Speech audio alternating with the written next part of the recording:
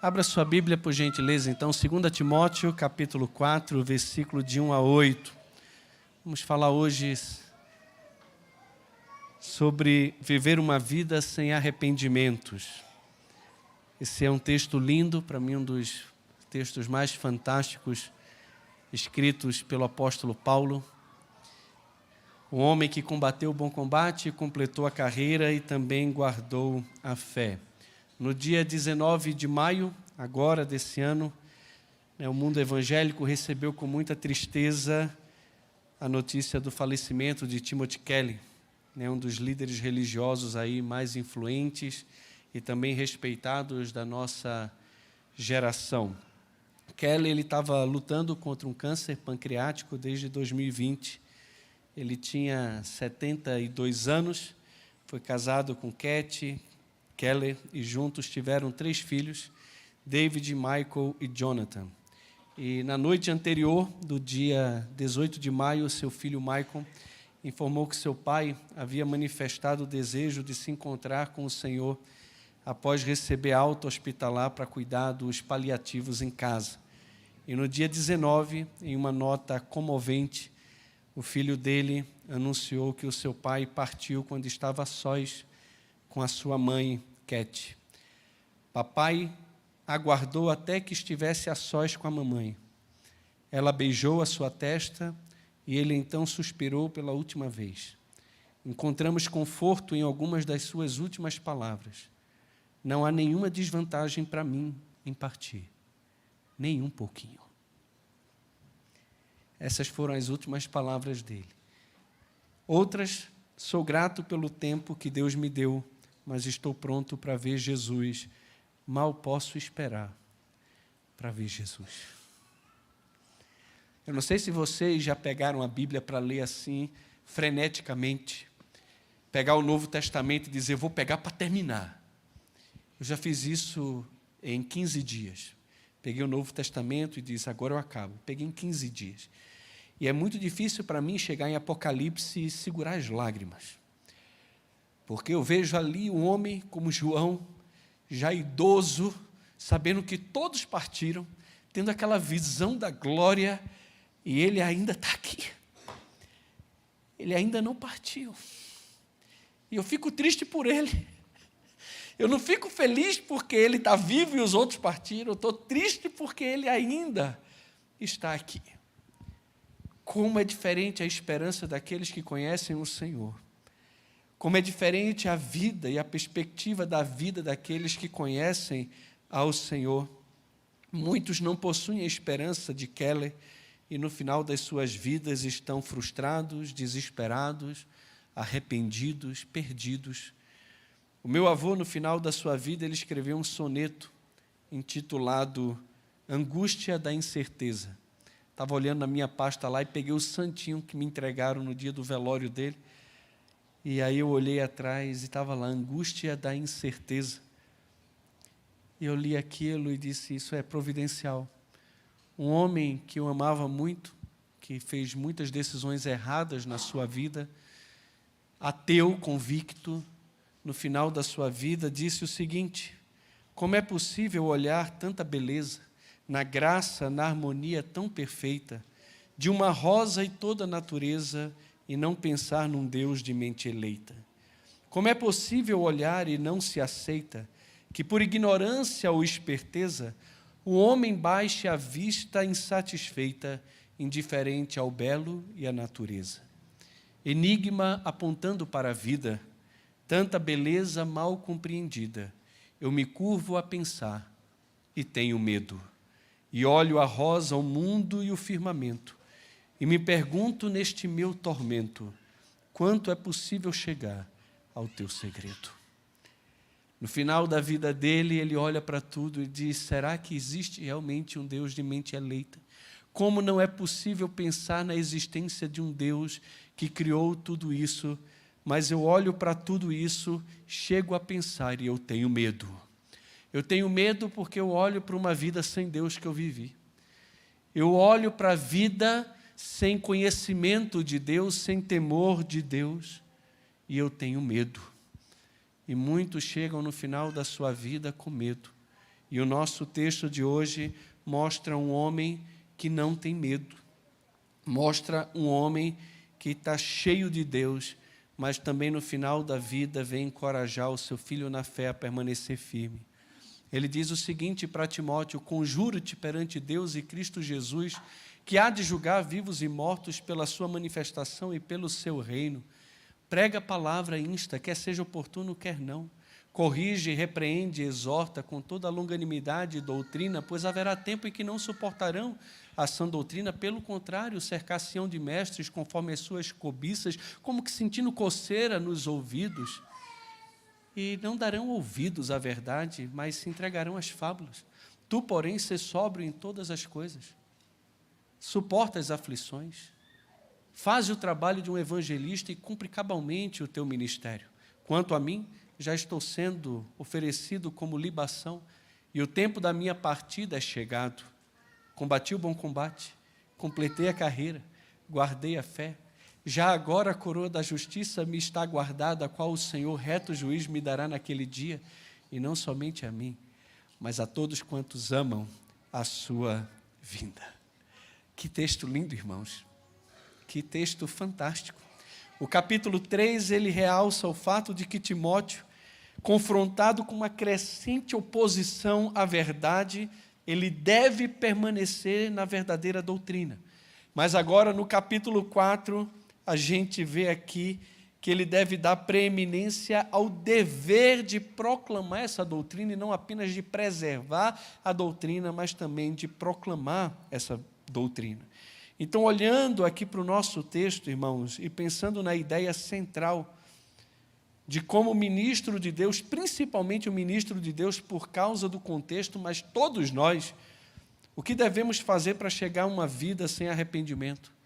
O ministro de Deus precisa chegar ao final da vida estabelecendo a sua prioridade, completando a sua atividade e focando também na eternidade. É isso que a gente vê aqui. O ministro de Deus, porque é para quem o texto está se dirigindo, para Timóteo aqui, para o pastor.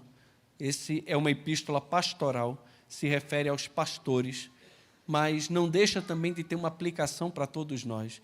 Mas pensando no ministro de Deus, ele precisa, em primeiro lugar, estabelecer a sua prioridade.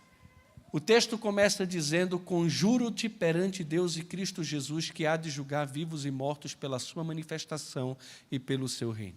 Ele está fazendo aqui uma exortação solene a Timóteo, está colocando Timóteo debaixo de um juramento. É algo muito solene o que Paulo está fazendo aqui. E ele quer deixar claro para Timóteo: o que eu estou fazendo perante Deus e Cristo Jesus. Eu estou deixando claro para você, Timóteo, que chamo Deus e Cristo Jesus, que há de julgar os vivos e os mortos, inclusive a mim e a você, porque Ele é o reto juiz, como testemunha de que agora, no tempo da minha partida, eu estou incumbindo você de dar continuidade à missão.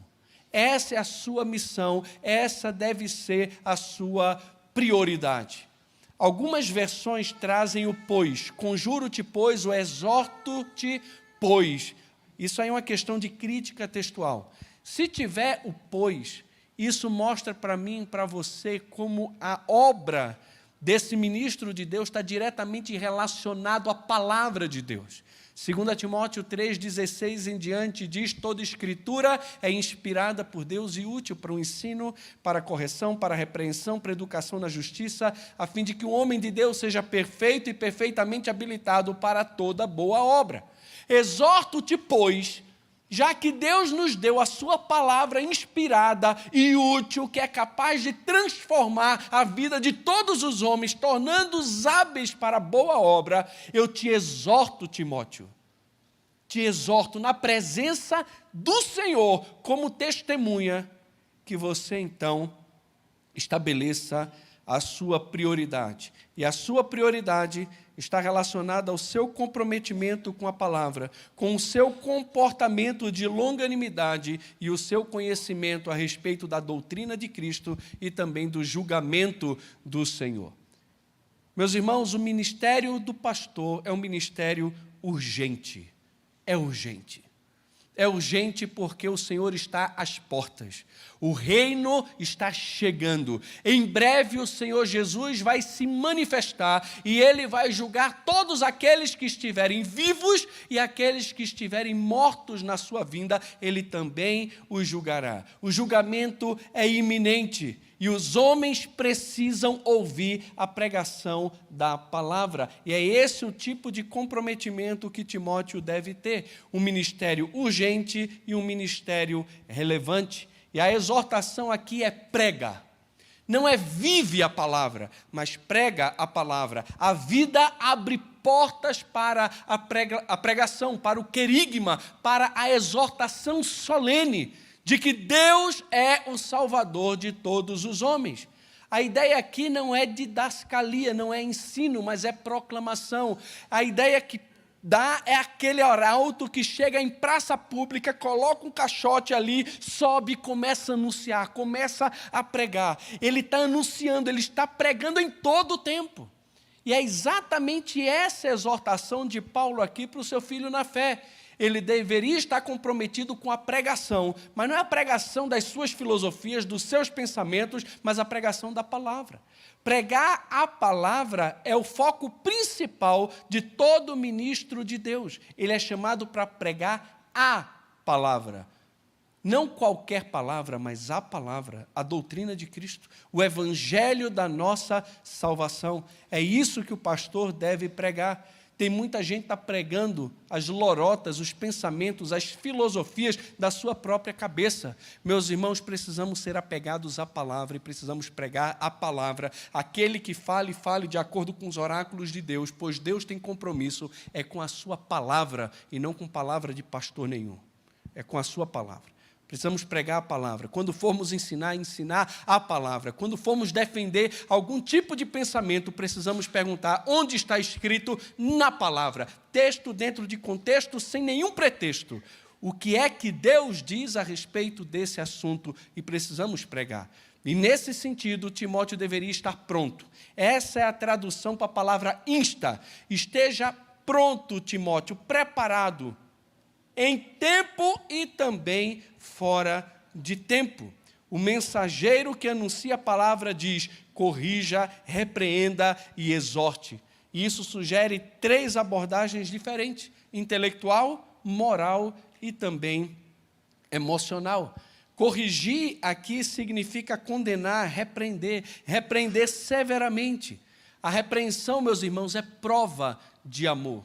Apocalipse capítulo 3, versículo 19, o Senhor Jesus diz: eu repreendo e disciplino a quem amo, sê, pois, zeloso e arrepende-te. Mas diz não apenas para corrigir, mas também para repreender. E essa repreensão significa advertir com força, como expressando uma forte desaprovação. A gente já viu no capítulo 3 o que estava acontecendo. Nos últimos dias sobreviriam tempos terríveis, porque os homens teriam todas aquelas qualidades ali, ou defeitos, na verdade. E já na igreja, existiam algumas mulheres que estavam recebendo homens que entravam sorrateiramente na casa, ensinando outra doutrina, senão a doutrina de demônios, e não a doutrina de Cristo. E Paulo está repreendendo o seu filho da fé aqui, a ser zeloso na pregação da palavra e a pregar, está preparado para pregar a palavra, para corrigir os erros, também para repreender severamente as pessoas nos seus pecados e exortar ou incentivar uma resposta ou ação por parte dos seus ouvintes. E toda pregação verdadeira, ela transmite esse sentido de importância, de urgente importância do que está sendo pregado. O mensageiro cristão sabe que se tratam de questões de vida ou morte e devemos então proclamar a palavra, seja a ocasião conveniente ou não. Então existe um comprometimento aqui do ministro. Ele estabelece sua prioridade. A sua prioridade está debaixo de uma exortação solene feita na presença de Deus para a vida dele. E ele entende qual é essa prioridade. Essa prioridade tem a ver com a palavra e com a ministração, a pregação dessa palavra. E o comprometimento dele está ligado ao tempo, em tempo e fora de tempo, e ele precisa estar preparado. Preparado no sentido também de tempo, estar pronto, mas também preparado para corrigir, exortar e repreender. Nem todos os pastores estão prontos para isso. Nem todos os pastores estão preparados em tempo e fora de tempo. Nem todos os pastores estão preparados intelectualmente, conhecendo as Escrituras, para poder corrigir com base nas Escrituras e não no que eu acho que é certo ou errado, também para repreender e exortar. Mas ele também fala do seu comportamento aqui. A gente vê que ele deve ter uma atitude paciente, com toda longanimidade e também doutrina. E isso aqui modifica cada um dos 3 imperativos. E está a bela frase, com toda longanimidade e doutrina. É assim que ele tem que fazer. Se ele tem que exortar, corrigir e repreender em tempo e fora de tempo, estando pronto para isso, ele também precisa estar pronto emocionalmente, espiritualmente, com um espírito manso, para fazer isso da forma como Deus quer, com paciência suprema e com esmerada atividade também pedagógica. Isso aqui aparece também em 2 Timóteo 2:24, como uma qualificação dos ministros de Deus, porque eles devem ser mansos para com todos e também qualificados para ensinar. A palavra de Deus, ela fala a pessoas diferentes, situações, e também devemos aplicá-la de maneira pertinente. E cabe a nós, meus irmãos, sermos fiéis na pregação da palavra. Agora, as consequências da pregação, aí isso é responsabilidade do Espírito Santo. Não podemos nos dar ao luxo de esperar pacientemente que Ele opere. E por mais solene que seja a nossa missão, e por mais urgente que seja a nossa mensagem, não há nada que justifique um comportamento da nossa parte insensível ou também impaciente. E essa longanimidade que Paulo tanto fala aqui para Timóteo é uma virtude caracteristicamente cristã. É fruto do Espírito, porque o fruto do Espírito é amor, alegria, paz, longanimidade, benignidade, bondade, fidelidade, mansidão e também domínio próprio. E também é um atributo do próprio Deus. Romanos, capítulo 2, versículo 4, diz que Ele é longânimo para com todo, não querendo que ninguém se perca, mas sim que todos cheguem ao pleno conhecimento da verdade. Mas fala também sobre o seu conhecimento. Ele estabelece sua prioridade, isso implica no seu comportamento, o comprometimento no seu comportamento e também no seu conhecimento.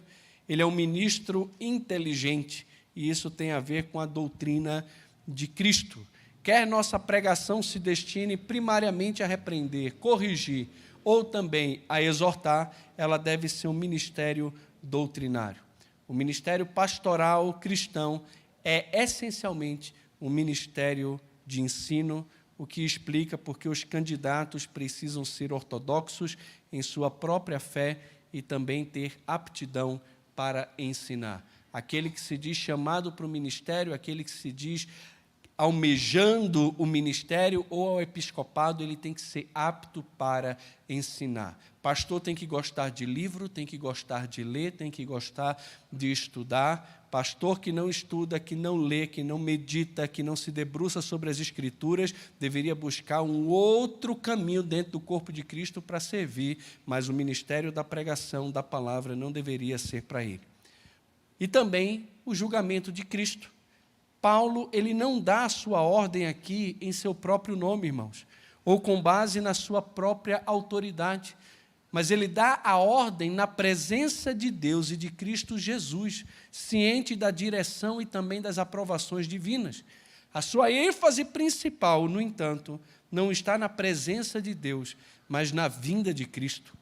Paulo, ele tem certeza de que Cristo fará uma manifestação visível e que quando ele aparecer, ele há de julgar os vivos e os mortos e consumará o seu reino ou o seu reinado. E essas 3 verdades, a manifestação, o julgamento e também o reino, devem ser tão claras e certas para nós, como foram também para Paulo e para Timóteo. E com base nessa certeza de que Jesus está se manifestando, e Ele vai julgar vivos e mortos, e vai estabelecer o seu reino, é que nós não podemos deixar de exercer uma influência poderosa, né, na sociedade enquanto estamos aqui. Tanto os que pregam a palavra, quanto aqueles que ouvem a palavra, deverão prestar contas ao Senhor quando Ele aparecer. Todos os pastores, todos os ministros de Deus vão ter que prestar contas pelo bem ou mal que tiver feito por meio da sua vida. 2 Coríntios, capítulo 5, versículo de número 10. E todos aqueles que ouvem a palavra e rejeitam a palavra também serão julgados quando Ele aparecer. Então, irmãos, tanto aqui quanto em outras questões de grande importância, Paulo acrescenta uma solene exortação, pondo diante de Timóteo Deus como vingador e Cristo Jesus como juiz, caso ele deixasse de exercer o seu ofício de mestre. Como Deus ofereceu uma prova de quanto cuidado Ele tem pela salvação da sua igreja, não poupando o seu próprio Filho unigênito, assim também Ele não permitirá que fique impune a negligência de pastores que, através de quem as almas que Ele redimiu com preço tão alto, pereçam e se tornem presas fáceis de Satanás. Por sua manifestação e por seu reino, o Senhor Jesus vai aparecer. Ele vai estabelecer o seu reino e vai julgar vivos e mortos, inclusive a sua igreja, lembrando que a igreja nunca é julgada para condenação, mas sempre para galardão. Mas esse Senhor que vai aparecer, Ele vai julgar os seus obreiros. Ele vai julgar a fidelidade daqueles que Ele chamou e designou para o ministério, considerando os fiéis. 1 Timóteo, capítulo 1, versículo de número 12. Paulo diz, sou grato para com aquele que me considerou fiel, Cristo Jesus, nosso Senhor, me designando para o ministério. É o Senhor que nos designa para o ministério. E aquele que é chamado para o ministério precisa entender qual deve ser a sua prioridade. A prioridade é a palavra de Deus. Ele está debaixo de um juramento, ele está debaixo de uma exortação solene, feita na presença de Deus. Ele precisa pregar a palavra. Quando? Em tempo e fora de tempo. Como? Estando preparado para corrigir, exortar e repreender. Qual deve ser o comportamento dele? Com longanimidade, com paciência, entendendo que é Deus que faz a obra e não ele. E com conhecimento. Conhecimento da doutrina de Cristo. Ele prega não o que ele tem na cabeça, mas aquilo que Deus deixou para ele. E também levando em consideração o julgamento de Cristo. O Senhor está chegando e a gente não tem tempo a perder. Além disso, o pastor ou ministro que quer chegar no final da sua vida, sem arrependimento, além de estabelecer a sua prioridade, ele precisa completar a sua atividade. Tem coisas que parecem difíceis demais, e às vezes é mesmo. A gente fala, eu não consigo. E quem disse que consegue? Se não for pela força do Senhor, não consegue. Existem empecilhos internos e externos, que muitas vezes nos faz desanimar ou olhar para a nossa atividade com medo, e a gente acaba ficando pelo caminho. Nós estamos orando aí pela igreja perseguida, e muitos missionários voltam do campo, não aguentam a pressão do chamado, não aguentam a oposição ao Evangelho, e não aguentam também a falta de apoio da própria igreja, e acabam retornando do campo e muitas vezes feridos. Embora o apóstolo pareça antecipar que a situação piorará, também é claro que a partir desse parágrafo e daquilo que ele escreveu anteriormente, esse tempo já havia começado. Que tempo é esse? É um tempo de oposição. Por que devemos completar a nossa atividade? Por causa da oposição. Veja só, não é apesar da oposição, mas por causa dela. Prega a palavra, insta, quer seja oportuno, quer não. Corrige, repreende, exorta com toda a longanimidade e doutrina, pois haverá tempo em que não suportarão a sã doutrina. Então, por que eu tenho que fazer isso com esse caráter de urgência? Por causa da oposição, já existente, mas que será cada vez mais crescente. Então, aproveita a oportunidade que existe agora e prega a palavra, por causa da oposição.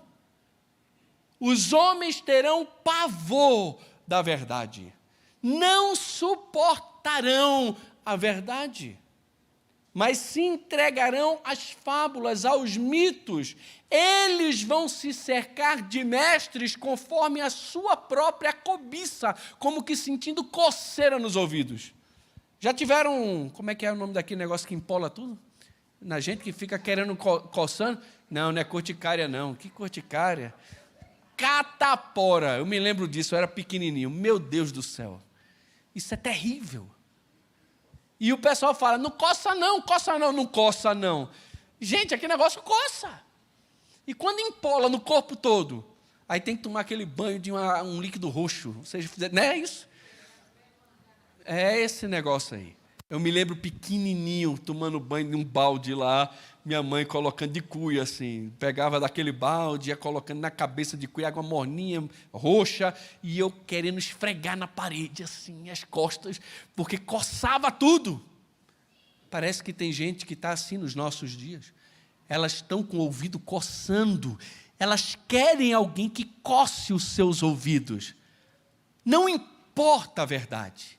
Não importa a exegese, não importa mostrar para elas o que está escrito, elas vão procurar mestres conforme a sua cobiça. Elas estabelecem o que é a sua verdade e então procuram pastores, mestres e pessoas que vão falar aquilo que elas querem ouvir e não aquilo que elas precisam ouvir. Não é de se estranhar que muitas igrejas estão lotadas. E nós muitas vezes nos enganamos achando que a bênção de Deus está ali porque tem muita gente. Tomemos cuidado, meus irmãos. Porque encher a igreja é a coisa mais fácil que existe. Fale o que o povo quer ouvir e eles virão. Ofereça R$100 por pessoa por culto, para ver se a igreja não lota. Quem vier para o culto recebe R$100, todo domingo R$100, para quem chegar no culto. Lota! Não, pastor, mas as igrejas estão fazendo isso. Não, estão oferecendo mais do que R$100. Estão oferecendo o céu, estão oferecendo a bênção de Deus, estão oferecendo salvação sem perdão, sem arrependimento, sem mudança de vida. Estão oferecendo o céu sem o evangelho, sem a cruz e sem o rei. É isso que está acontecendo. Estão dizendo que adultério não é pecado, que divórcio e recasamento é algo normal e que não tem problema nenhum. Que homossexualismo também não é pecado, que ideologia de gênero é algo natural. Isso é pecado, isso é errado. E o homem de Deus deve corrigir, repreender, exortar e apontar o erro. Mas por causa do pavor à verdade, por causa da oposição que vai se levantando e vai crescendo cada vez mais, o ministro de Deus precisa completar a sua atividade. Os homens vão amar a falsidade, vão amar os mitos, as historinhas. Não vão mais procurar saber se é verdade ou não é verdade. Tudo é uma questão de narrativa. Tome cuidado. Mas também precisa completar a sua atividade por causa da sua vocação. Tu, porém, em completo contraste com esses mestres que serão procurados e que vão coçar a orelha dessas pessoas cheias de cobiça no coração, que querem viver uma vida de pecado. Tu, porém, Timóteo, sê sóbrio em todas as coisas, moderado, equilibrado em todas as coisas. Não permita que a tua mente te entregue aos devaneios. Ande na verdade. Além disso, suporte as aflições. Suporte. Vai ser difícil viver num tempo onde os homens rejeitam a verdade e se entregam às fábulas, porque aqueles que negam a verdade, odeiam a verdade, têm pavor da verdade, também odeiam aqueles que pregam a verdade. E você suporte as aflições. Vai ter aflição. E ele já deixou claro no capítulo 3 que todo aquele que quiser viver piedosamente em Cristo Jesus será perseguido. Suporte as aflições. Faze o trabalho de um evangelista, não deixe de pregar, não deixe de anunciar o evangelho. Não importa o campo, Importa o que você faz. Você será julgado diante de Deus não pelo resultado, mas pela tua dedicação, pela tua obra. Deus olha o que nós fazemos. E nós seremos julgados diante do Senhor, irmãos, por aquilo que nós fazemos. Na educação dos seus filhos, sejam diligentes. Na pregação do Evangelho, sejam diligentes. Em tudo o que cabe a você, seja diligente. Faça o trabalho de um evangelista. Pregue o Evangelho. É interessante que os pastores, muitas vezes, são aqueles que ficam só no púlpito ou no gabinete e ignoram que também devem pregar o Evangelho. Devem fazer o trabalho de um evangelista onde estão.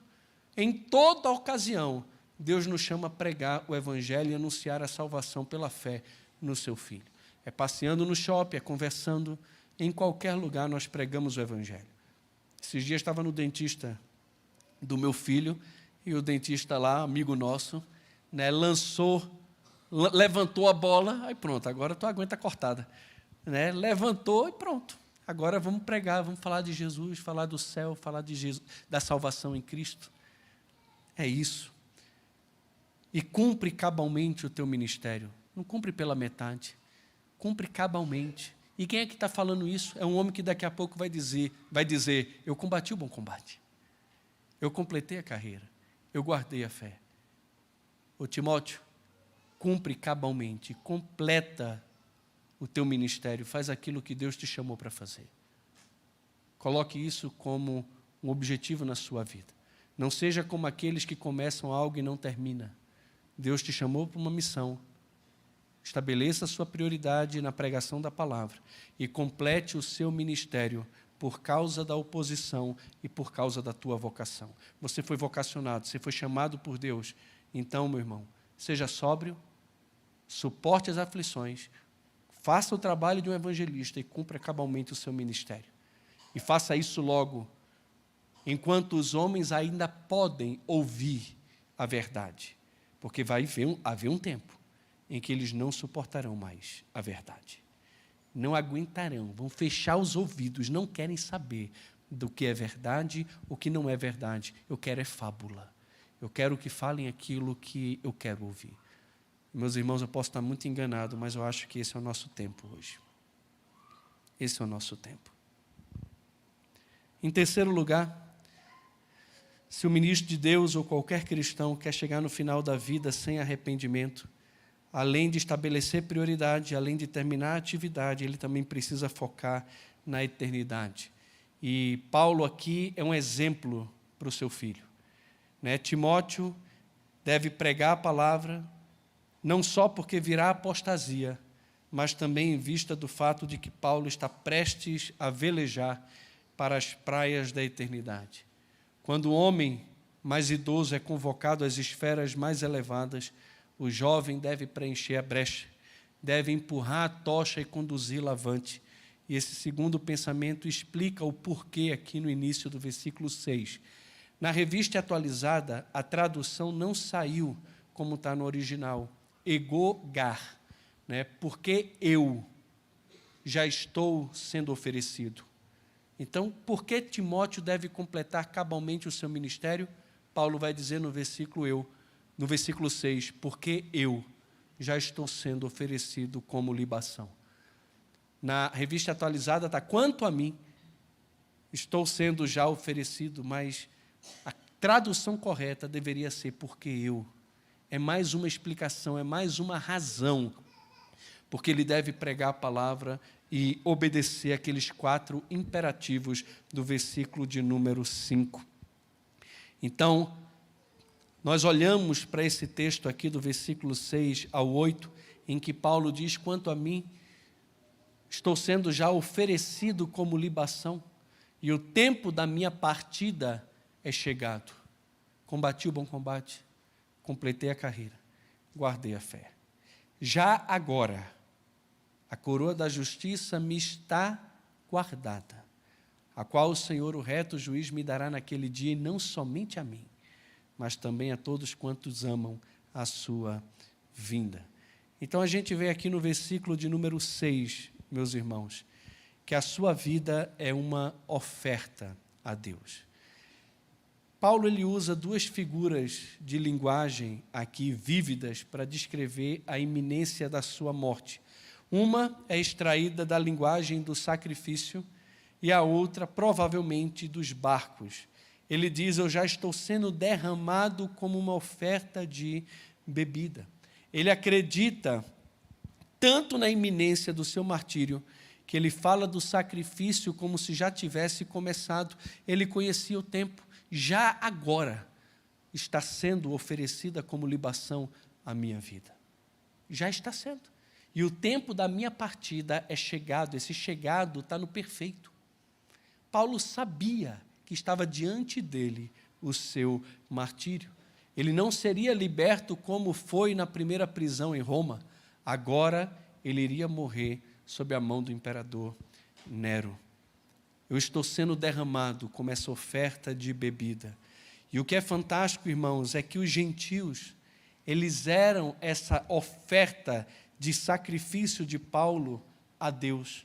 Romanos capítulo 15, versículo 15 e 16, ele diz o seguinte: entretanto vos escrevi em parte mais ousadamente para vos trazer isto de novo à memória, por causa da graça que me foi outorgada por Deus, para que eu seja ministro de Cristo Jesus entre os gentios, no sagrado encargo de anunciar o evangelho de Deus, de modo que a oferta deles seja aceitável, uma vez santificada pelo Espírito Santo. Essa oferta deles é a oferta deles, dos gentios, por Paulo a Deus, como um sacrifício do seu trabalho, do seu ministério entre os próprios gentios. E a sua vida agora era a oferta final de libação, conforme a lei em Números capítulo 15, versículo de 1 a 10 fala. Quando se sacrificava um cordeiro, a libação consistia de 1/4 de um hin de vinho, que era mais ou menos 3,7 litros. E quando a oferenda era um carneiro, a libação prescrita era de 1/3 de um hin, e por um bezerro era meio hin. E como esse vinho era derramado gradualmente, era uma oferenda e era também o ato final de toda a cerimônia sacrificial, e representava de forma muito adequada a decadência gradual da vida do próprio apóstolo Paulo, e o fato de que estava apresentando agora a sua vida a Deus como oferenda, e a ideia de que enquanto olhava para toda a sua carreira de fé como um sacrifício vivo, ele considerava a etapa atual de sua vida como ato sacrificial final. O sangue dele seria derramado como essa libação, como sacrifício final da sua vida ao Senhor. Está próximo o tempo da minha partida. E essa palavra partida significa soltar. É o termo que poderia ser usado no sentido de desamarrar um barco que está ancorado. Antes de começar a grande aventura da sua nova viagem, Paulo lembra o seu ministério de cerca de 30 anos. E então ele mostra não só que a sua vida é uma oferta, mas também mostra a sua dedicação como sendo completa. Eu combati, eu completei e eu guardei. Eu combati o quê? Eu combati o bom combate. Não é um combate qualquer, é um combate maravilhoso. É um bom combate. Eu guardei, eu completei o quê? A carreira da fé, a carreira da vida cristã, a carreira ministerial. Aquilo que ele falou para Timóteo fazer, cumprir cabalmente o seu ministério, é o que ele está dizendo que fez aqui, Timóteo, eu completei cabalmente o meu ministério. Se tudo fiz por causa do Evangelho, com o fim de me tornar cooperador com ele, da mesma forma que um atleta, ele corre para ganhar o prêmio, e não sem meta, não desferindo golpes no ar, eu também não desferi golpes no ar. Eu estabeleci metas, eu completei a minha carreira, eu esmurrei o meu corpo, eu reduzi a escravidão para, tendo pregado a outros, não me encontrar desqualificado. Eu corri a carreira que foi proposta, e eu posso dizer agora que eu completei a minha carreira. Mas eu também guardei a fé. E a fé pode ser a convicção, o testemunho, a proclamação da sua confiança em Jesus como único Salvador, E pode ser também o conteúdo da fé, pode se referir à verdade do Evangelho, pode se referir à doutrina de Cristo, que ele vem falando no capítulo 3, e ele fala também no início do capítulo 4, como sendo a pregação da palavra. Ele guardou esse tesouro, que é a própria palavra de Deus. Mas a sua esperança também era certa.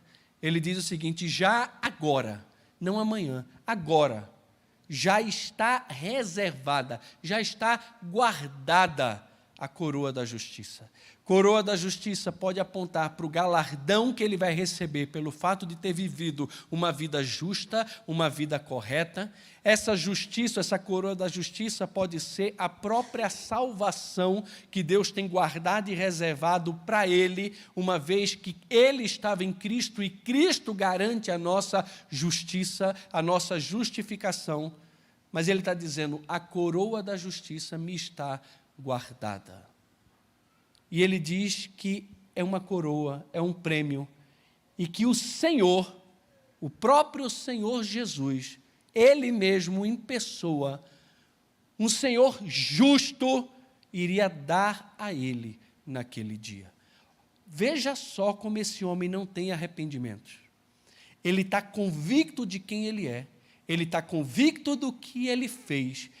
Ele olha para o presente e diz: vou morrer. Já agora minha vida é um sacrifício a Deus e meu sangue será derramado como libação, como oferta final. O tempo da minha partida é chegada, eu sei disso, eu estou partindo. Já soltaram a corda do porto, meu navio está indo embora. Eu olho para o presente e sei disso.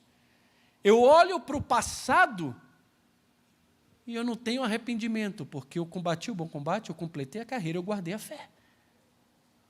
Mas eu olho também para o futuro e não vem desespero. Não tem angústia de incerteza nenhum. Existe a esperança, a alegria da certeza de que a sua coroa está guardada, que ele estará diante do Senhor, que esse Senhor que o aguarda é justo, e porque ele é justo, Paulo diz, ele vai me recompensar. Porque eu sei o que eu fiz para ele, para a glória dele e na força dele. Mas deixa eu te falar uma coisa, Timóteo, tudo isso não está reservado somente para mim, mas também para todos quanto amam a sua vinda. Quem ama a vinda do Senhor é porque foi perdoado pelo Senhor, é porque serve ao Senhor, é porque almeja a presença do Senhor. Não que esperar a vinda de Jesus me traga a recompensa dessa justiça ou dessa coroa, mas a fé que eu tenho nele, que me salva, que me justifica, que me torna filho de Deus e me impele a viver uma vida para Deus no presente, naturalmente me leva também a aguardar dos céus a manifestação do meu Salvador. E quando ele se manifestar, ele vai dar a mim e a todos os outros crentes que foram salvos por ele e que almejam também a sua vinda, essa coroa maravilhosa. Então, meus irmãos, concluindo, como devemos estimular os pastores a continuarem firmes na pregação da palavra em tempos difíceis? Como temos trabalhado na formação de novos pastores à medida que muitos estão parando? Você sabe o que Deus tem para você? Você tem se mantido perseverante na tarefa, seu foco está na eternidade, sua recompensa está lá, ou você está esperando recompensa aqui? Se você estivesse para partir desse mundo, você poderia falar como Paulo falou: combati o bom combate, completei a carreira, guardei minha fé. Você estaria no final da sua vida olhando para frente com esperança, com alegria, ou você teria uma vida muito mais marcada por frustração? O legado de Tim Keller transcende a sua morte. A sua influência continuará a ser sentida através dos seus escritos, dos seus sermões, do impacto duradouro que ele teve em inúmeras vidas. A sua abordagem intelectualmente rigorosa, sua compaixão sincera, tocaram aqueles que estavam em busca de respostas e esperança. O seu trabalho inspirou uma geração de líderes religiosos a abraçar a fé com intelecto e coração, buscando ativamente a transformação pessoal e também social. A morte dele, de Tim Keller, é uma perda significativa para a comunidade cristã e para todos que admiravam a sua sabedoria, também sua influência. E o seu legado será lembrado como um farol de esperança e fé, e continuará a inspirar muitas pessoas, como Paulo inspirou Timóteo, Tim Keller inspirou muita gente. Os pastores hoje precisam também, por meio da sua vida e ministério, inspirar aqueles que estão à sua volta, estabelecendo prioridade, completando atividade e focando na eternidade. Agora, deixa eu falar uma coisa para você. Não pense que para você deixar uma influência impactante no mundo, você precisa ser um grande pastor, ter uma grande igreja, um grande ministério e mais de 30 livros escritos como Tim Keller. Basta você ser aquele crente normal, crente simples do dia a dia, que ama o Senhor, que é fiel à sua palavra, que se mantém firme no seu ministério, que Deus confiou a você, que completa cabalmente o seu ministério e foca na eternidade, buscando a recompensa que vem de Deus. Você pode ser uma pessoa que deixa um impacto marcante na vida das pessoas, se você for uma boa mãe na sua casa, educando os seus filhos com paixão, com dedicação, com zelo. Se na igreja você é fiel naquele seu ministério. Eu vejo aqui a tia Thalita, a tia Rebeca, na vida dessas crianças. Muitas dessas crianças não vão saber falar um único sermão do pastor Eduardo, mas elas vão se lembrar que a tia Thalita e a tia Rebeca ensinaram elas a cantar musiquinhas que ensinam verdades também eternas ao coração delas. Vão lembrar de professores de escola dominical, vão lembrar do vovô que ensinou e orou por eles e que sempre tinha uma comidinha pronta, uma sobremesa pronta, um biscoitinho na casa, e que orava pelo filho e falava de Jesus para os filhos, e era tão amoroso, tão perdoador, tão cheio de graça. O mundo precisa de referências, ainda mais quando vemos que uma sociedade inteira se corrompe, abandonando a verdade e se entregando às fábulas. Os homens estão atrás daqueles que falam o que eles querem ouvir, daqueles que têm uma narrativa, que coçam os seus ouvidos e paparicam os seus corações. Eu me comprometo como pastor do Senhor, e aqui dessa igreja, a ferir você constantemente pelas Escrituras. Você vai sair daqui ferido, mas também vai sair daqui consolado, com a certeza de que existe um céu para nós, e ele não é aqui. Existe sim uma coroa da justiça guardada, mas ela não é aqui. Aqui, meus irmãos, é tempos de trevas, tempos terríveis, tempos onde os homens vão rejeitar a verdade e vão nos perseguir. Sejam sóbrios em todas as coisas, sofram as aflições, façam trabalho de evangelista e cumpram cabalmente o ministério que Deus confiou a você. O que é que Deus tem para você? Já sabe, então essa é a sua prioridade. Termine sua atividade e foque na eternidade, que a sua vida seja um sacrifício vivo a Deus. E, se necessário for, que derrame o sangue por Ele. Quando nós olhamos para irmãos que estão em países de perseguição máxima, que estão colocando a sua vida em risco, a nossa tendência é chegar para eles e falar: meu irmão, pelo amor de Deus, sai daí. Volta, vem para cá. Talvez fosse isso que Paulo iria falar para Timóteo, né? Vê só. Cristianismo, religio ilícita. Quem se declara cristão é inimigo de César e deve morrer. Muitos estavam morrendo na fogueira para iluminar o jardim de Nero. Muitos já eram devorados lá no Coliseu. Muitos foram chifrados por touros. Os apóstolos morreram. Os cristãos eram perseguidos e torturados, com torturas que a gente não pode nem falar aqui, porque tem criança. E sabe qual é a palavra de Paulo? Se escondam. Não, prega a palavra, suporta as aflições, faça o trabalho de um evangelista, cumpra o seu ministério. Não importa o sofrimento, não importa a oposição. Eu conjuro vocês, eu exorto solenemente os pastores e a igreja, diante de Deus e de Cristo Jesus, que há de julgar vivos e mortos pela manifestação e pelo seu reino, preguem a palavra. Preguem a palavra. Sabe por quê? Porque vai chegar tempo em que não vão ouvir mais a palavra. Então, se ouvem agora, preguem a palavra. E sabe por quê? Porque eu mesmo já estou partindo. Eu estou indo. E tem gente fiel como Tim Keller que foi. E tem outras pessoas que estão passando. E é necessário que se levante outra geração de ministros de Deus, de pastores zelosos pelas Escrituras. É necessário que se levante outra geração de crente para fazer aquilo que nós ouvimos que os nossos avós faziam. Nós não podemos ficar vivendo da história, do testemunho de cristãos que passaram. A nossa vida precisa ser um legado e deixar marcas na vida dos nossos filhos, dos nossos adolescentes e de tantos outros que estão desanimados por verem pessoas abandonando a verdade e se entregando às fábulas. Parece que não existe mais esperança. Você vai nas igrejas, parece que não existe mais pregação do Evangelho. E eu tremo ao falar isso porque eu sou pastor. Eu tremo falar isso porque eu prego o tempo inteiro. E eu não sei em quantas igrejas eu já fui em que eu entrei e saí e o nome de Jesus não foi citado. Quantas igrejas eu entrei e saí, pecado não foi citado. Juízo de Deus não foi citado. Nunca ouvi a palavra sobre inferno, sobre ira de Deus, sobre julgamento de vivos e mortos. É prosperidade, é bênção, é psicologização do púlpito. Cheguei para os meus filhos e falei, o que vocês aprenderam na escola dominical? Hoje foi sobre os temperamentos lá, fleumático, colérico, sanguíneo. Pelo amor de Deus, o que é que eu estou fazendo aqui? Isso não é igreja.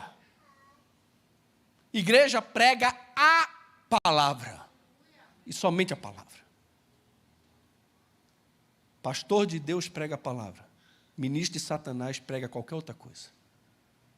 Precisamos pregar a palavra. E como Paulo pede a Tito que exorte severamente a igreja por estar dando ouvido às fábulas e a mandamento de homens desviados da verdade, eu vou enfatizar novamente isso aqui. Essa igreja se desvia num instante, num piscar de olhos, a partir do momento que a própria igreja amar as fábulas e odiar a verdade. No dia que vocês amarem as fábulas e mandamentos de homens e não conseguirem pautar a sua fé pelas Escrituras e forem incapazes de julgar quem prega à luz das Escrituras, essa igreja se perde. Basta isso e ela se perde. Eu não estou falando de parar de crescer. Eu estou falando de parar de ser fiel às Escrituras. Uma igreja só é igreja se Cristo é o centro dela e as Escrituras é que são o conteúdo da pregação e de tudo que acontece na vida da igreja. Qual é a minha frase de sempre? Onde está escrito? Pode me perguntar agora, quando eu sair. Se eu falei alguma coisa que não estava escrito, você chega para mim lá fora e diz, pastor, o senhor falou isso, onde está escrito? Eu já falei isso para vocês. Pergunte a qualquer pastor, a qualquer presbítero, a qualquer professor de escola dominical, não tenha vergonha de levantar a sua mão numa escola dominical e falar, pastor, isso que o senhor está falando, eu acho que não está escrito aqui não. Mas eu vou falar isso para o pastor, fale, pelo amor de Deus, fale para o pastor, para o presbítero, para o diácono. Quem vai pregar na nossa igreja, ensinar na nossa igreja, tem que subir tremendo, sabendo que existe uma igreja que, enquanto ele prega, está olhando para ver se aquilo que ele está dizendo é de fato assim. Você está vendo que eu estou dando um tiro no meu pé, né? Eu estou dizendo para vocês, irmãos, me julguem. Julguem a pregação. Julgue aquilo que nós estamos falando, se é a palavra ou não. Porque vai chegar um tempo em que os homens não vão mais ouvir a verdade. E eu acredito que esse tempo já chegou. Ok, depois dessa dura, vamos ficar em pé, vamos orar. Amado Senhor, muito obrigado pela Tua palavra. Obrigado pela exortação que recebemos na noite de hoje. Não queremos chegar no final da nossa vida e termos mais arrependimentos do que alegria. De jeito nenhum.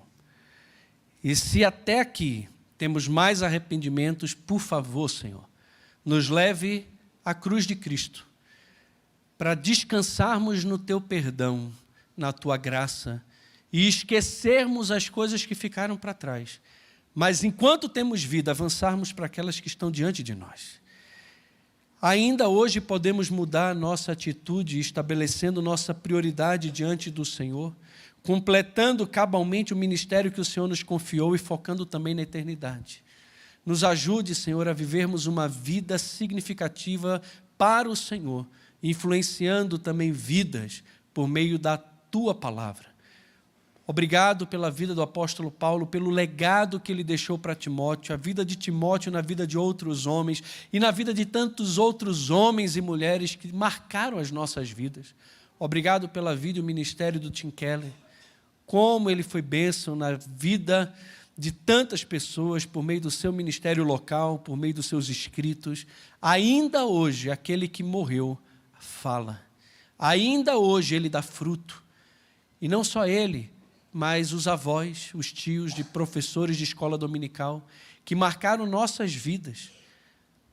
Muitos daqueles que já partiram ainda deixaram na nossa vida marcas, que ainda hoje falam ao nosso coração.